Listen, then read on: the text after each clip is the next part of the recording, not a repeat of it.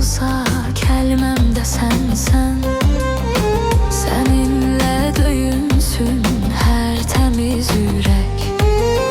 Sən sadəcə həritə sərhəd deyilsən. Ruhumun sığındığı bütöv bir kəssən.